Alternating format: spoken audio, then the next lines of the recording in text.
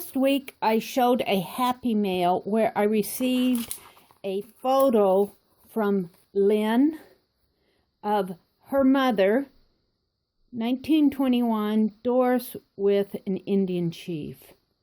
Lynn from Canada. And I have been inspired by this photo, and I asked her if I could sketch it on camera. And with her permission and her mother's permission, she said yes. So this is just really inspiring. But what I'm going to do today, you can see I have this piece of fairly long, this is 11 by 15 inch paper. And I can't get the entire sheet of paper. Maybe if I turn it this way, I can.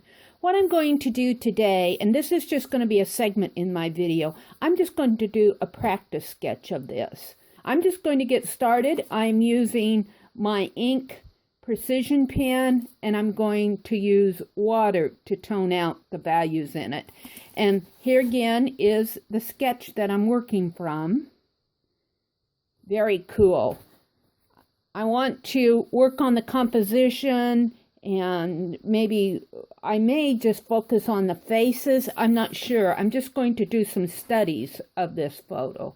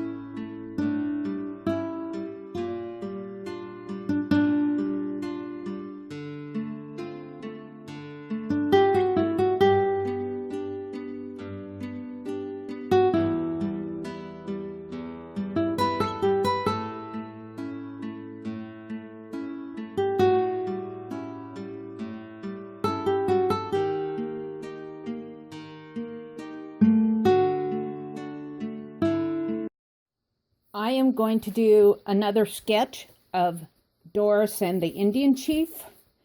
You saw where I did a practice sketch.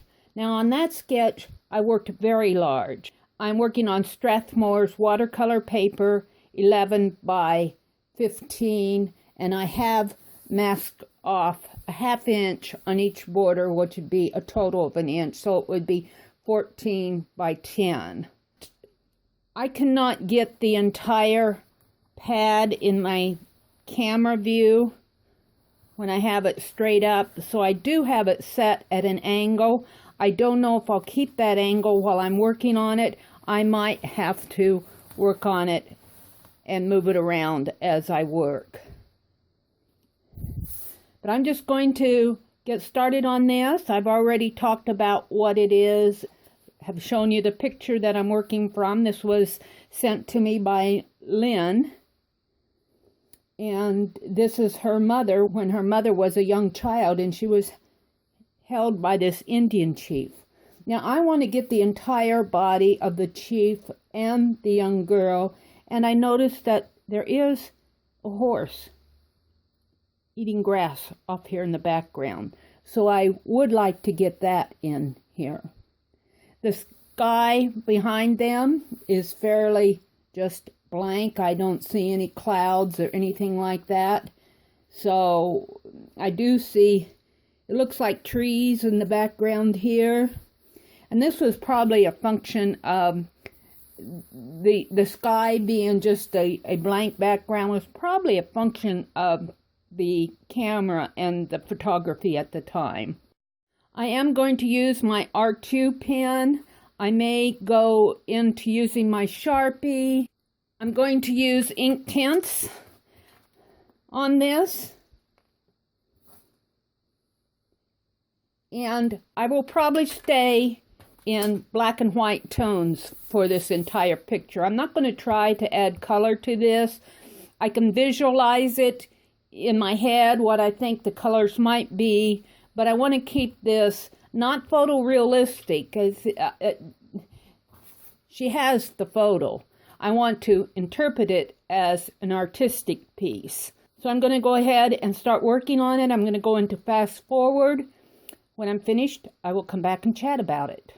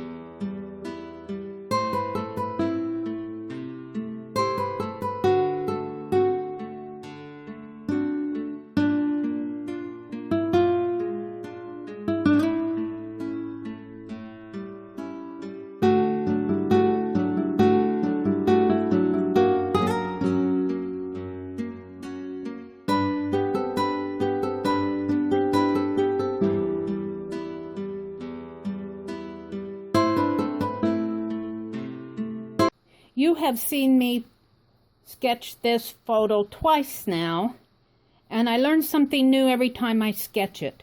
I am having such fun sketching this photo. This was the first time that I sketched it, and as you can see, I concentrated on the faces, and I made these really larger on the page, made them pop out. Now, I thought that I had a larger paper here than I did here, but I didn't. I have the same size paper. That's okay. On this one, I sketched the full figures, concentrated a little bit more on the background, getting the horse in there. There's still something that I'm working on in here. I'm not quite happy with it. I'm going to quit on this one because I feel that if I do much more to it, I will overwork it, and I don't want to do that. I consider these two pieces practice pieces. I do want to sketch this again. This is a challenge to sketch. It's really fun to sketch. I'm having a good time doing it. But I want to do it again. I feel that the more I practice on something, the more of a likeness that I get. I don't want a photographic image of it. Here's your photographic image. What I'm doing is interpreting it. But I'm going to go ahead and I'll quit on these sketches, and I'll be doing this again in another video. I will see you on the next page.